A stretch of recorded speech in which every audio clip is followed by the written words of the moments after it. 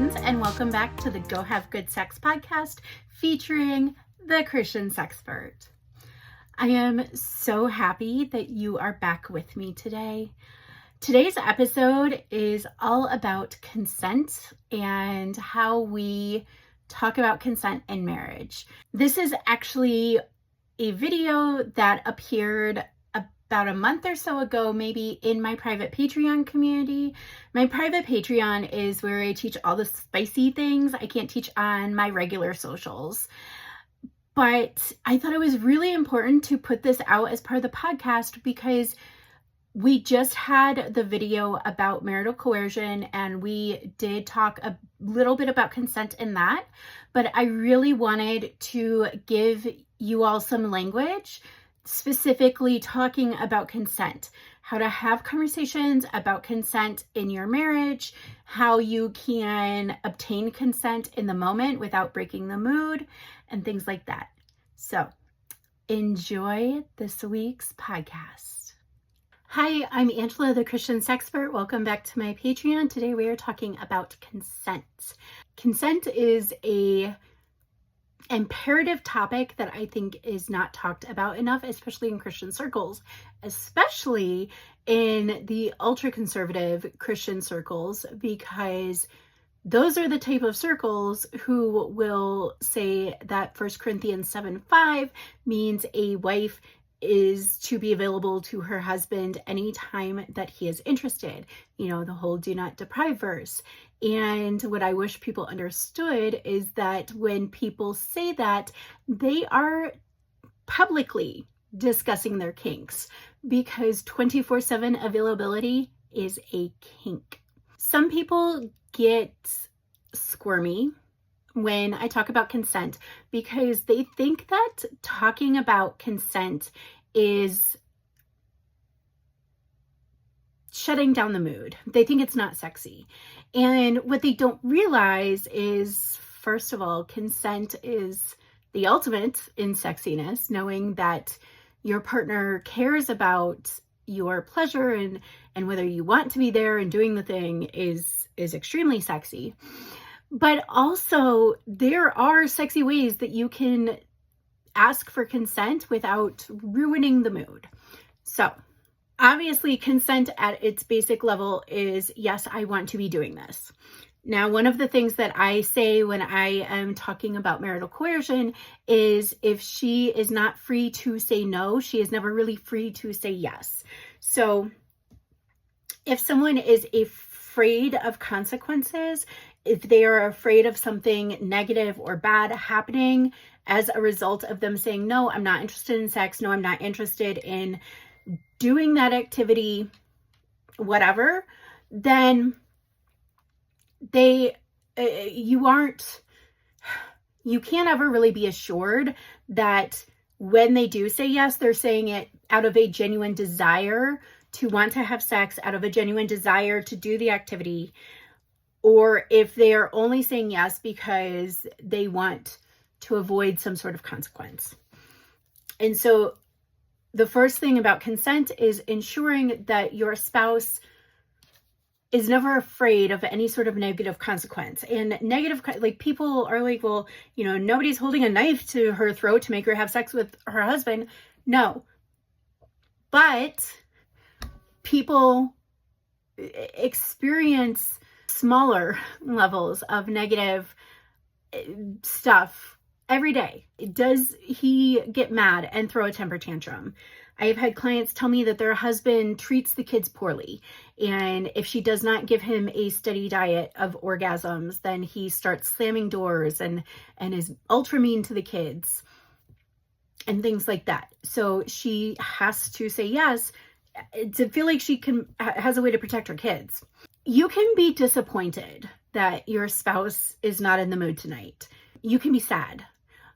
But it's what you do with those feelings and how those internal feelings show up in the outside world that indicate whether they're experiencing a negative consequence or not. Other examples would be, you know, punching the pillow, huffing and puffing, things like, I'm sorry, I just want my wife so much, passive aggressive comments, babe, it's been, this many days or this many weeks. We haven't had sex at all this month.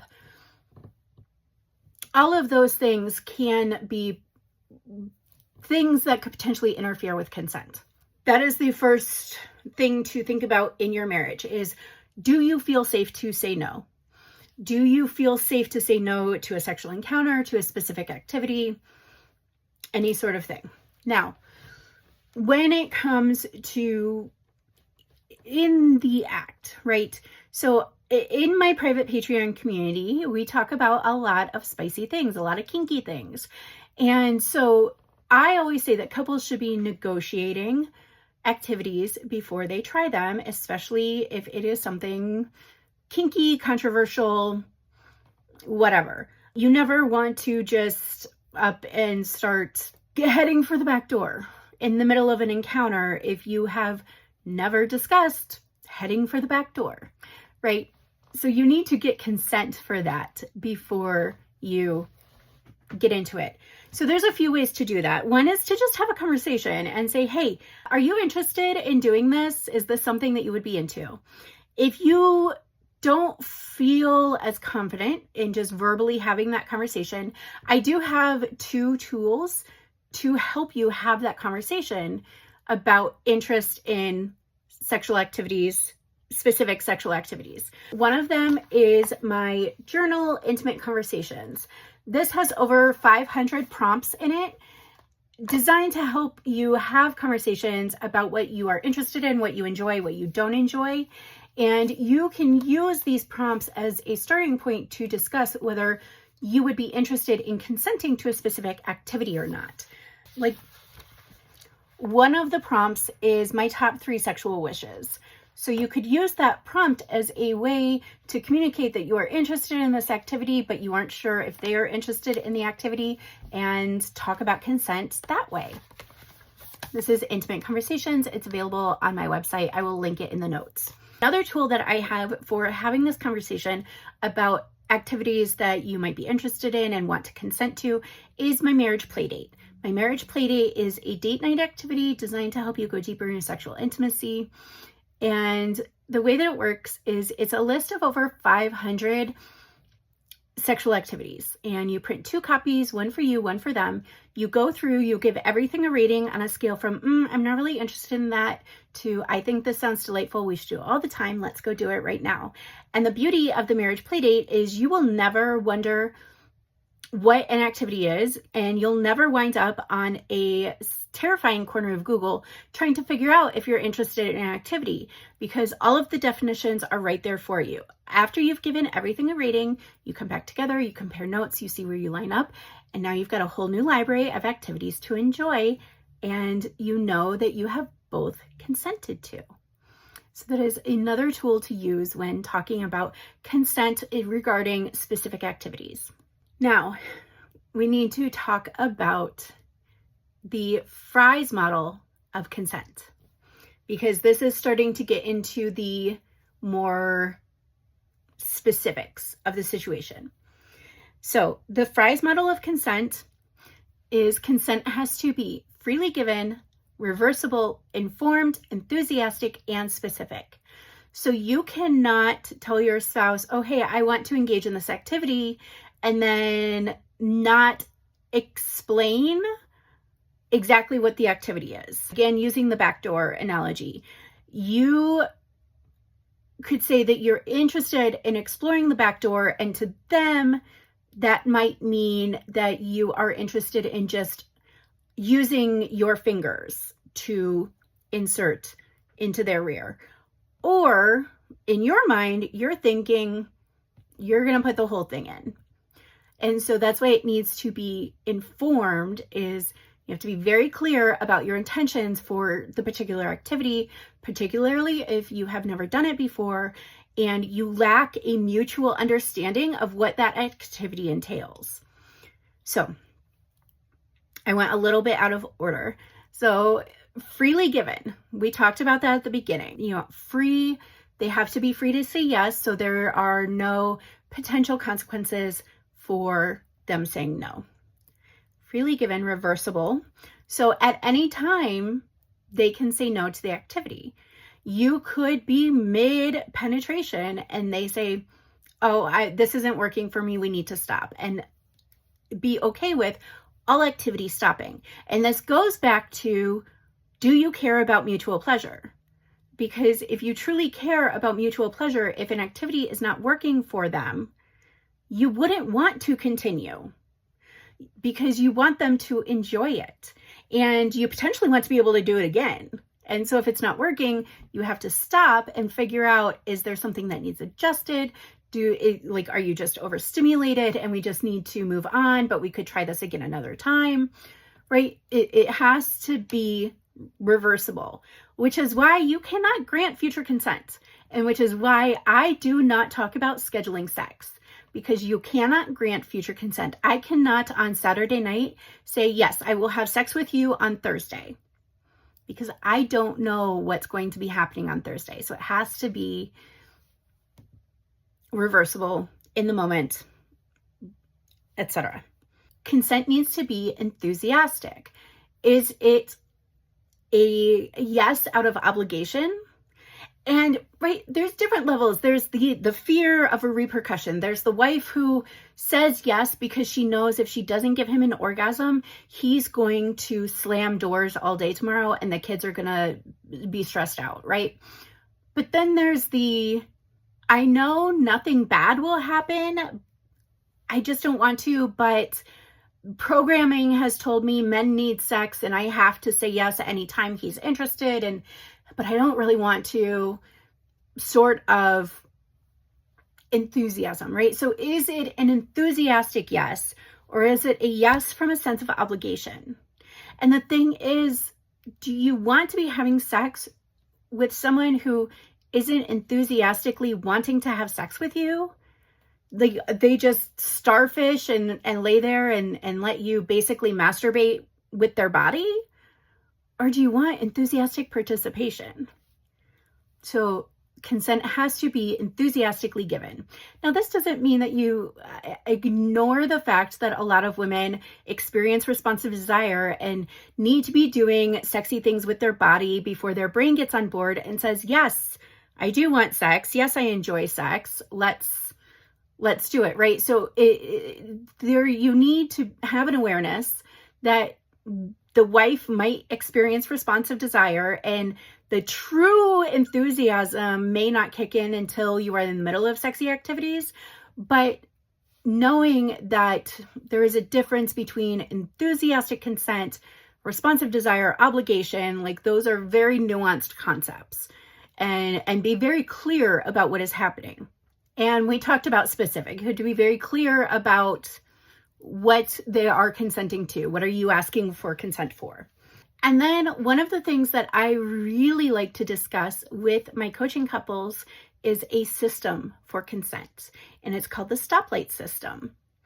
And this is a very effective way to communicate consent and ask for consent in the moment without breaking the mood, especially if you have it well established. And so it's very simple. Red, full stop, nothing's happening. We're going to clean up and we're going to cuddle. We're going to transition into any aftercare activities. I'm done. Something's hurting, something bad is happening. I'm triggered, whatever the case may be. Full stop. Yellow is, I need to adjust. I'm getting a cramp, or I'm getting overstimulated, or I'm not enjoying this as much as I thought I would. I'd like to change activities. I need to change positions. I need a drink, and then we can resume, sort of thing. And green is, I love this. Keep going, more, please. And for the folks that are here for disability content, I actually am aware of some couples adding a fourth color to their stoplight system, and one of those is blue. Blue would indicate a medical something is happening. This is particularly effective for the hypermobile folks or the POTS girlies. So if you are getting dizzy because you have dystonia, or did I say that right? I don't know. Anyway, Maybe you're getting dizzy. Maybe one of your joints is popping out. Maybe you are suddenly nauseous, right? So blue indicates, hey, something medical is happening, and that is a full stop, right? It's not red. So whereas red is more of I don't want to continue. Blue is something medical is happening. I don't know if I can continue, but I would still be interested in continuing. And blue obviously conveys a bit more urgency than yellow, particularly like for positioning. So blue could be, the standard protocol for blue if it is a medical thing and it's like dizziness related. It could be get me out of this position and flat on the floor as fast as possible, right? And you guys can talk about and set up your standard operating procedures for each of the colors. What is that going to look like in your specific marriage? And then when you have that system set up, you can actually seek consent during the act. And you can, in the middle of activities, say, what color are you? And that gives your partner the opportunity to say, oh, I'm yellow. We need to change positions. I'm green. I'm loving this. Let's keep going. Particularly for the neurodivergent among us, sometimes you can get so caught up in what you're doing, you fail to take stock of an awareness of your body, right? So you can get caught up and not realize that you are starting to become overstimulated until you hit a meltdown point. Whereas if your partner is regularly checking in, it gives you the reminder like, oh, I need to actually not hit the overstimulated point. Oh, I'm getting close. We need to back up a minute. And so it's a really great option, especially if you have neurodivergence and are prone to overstimulation, meltdowns, things like that. So it's very easy to say, what color are you? And offer them a chance to think about it and respond. And then obviously there are other ways to ask for consent that are much more book talk, shall we say. I've seen a little bit of chatter on social media about, he looks like a guy that talks her through it. Like, that's a bad thing. But you can talk them through it. If, for example, if you want me to keep going, you're going to need to moan louder. I'm not sure that you like this. You need to say my name to let me know that you are enjoying this. You need to beg. I need you to beg if you want me to keep going. And so those are very sexy ways of asking for consent in the moment, keeping the energy up, not breaking the moment, still getting that consent, right? It doesn't have to be this formal contract where, do you consent to backdoor play this evening, right? You can look for that in the moment. Okay. If you have ways to talk about consent that I have not covered in this video, drop your ideas in the comments so that we can talk about it. And don't forget to have good sex.